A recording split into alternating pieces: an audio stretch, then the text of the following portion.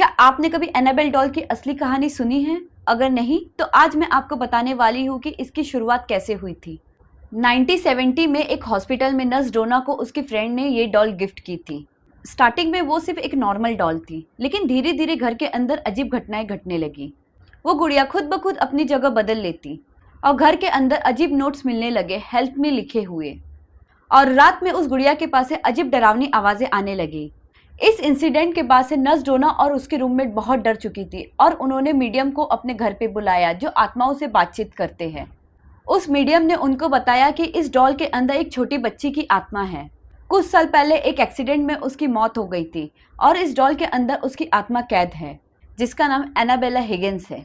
लेकिन बाद में popular paranormal expert Ed Lorraine Warren ने इस केस पे इन्वेस्टिगेशन किया।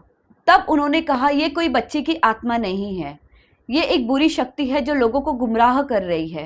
वॉरेन फैमिली ने तुरंत एक्शन लिया और वो उस डॉल को अपने साथ लेके गए। एक प्रीस्ट से उन्होंने उस डॉल की पूजा करवाई और उसे खास एक ग्लास के बॉक्स में बंद करके रख दिए और उस पर वार्निंग लिखी गई, डू नॉट ओपन। उस बॉक्स को खास तरीके से सील किया गया है ताकि बुरी शक्ति उसमें से बाहर ना आ सके। कहा जाता है कि जो भी उस डॉल को हल्के में लेते हैं उनके साथ बुरी घटनाएं होती है। ऐसा ही एक बार एक कपल एनाबेला डॉल को देखने के लिए म्यूजियम आए। वो लड़का एनाबेला डॉल के सामने खड़े होकर उसका मजाक उड़ाने लगा। म्यूजियम के गार्ड ने और वहाँ के लोगों ने उसे वार्न भी किया, लेकिन उसने किसी की भी बात सीरियसली नहीं ली।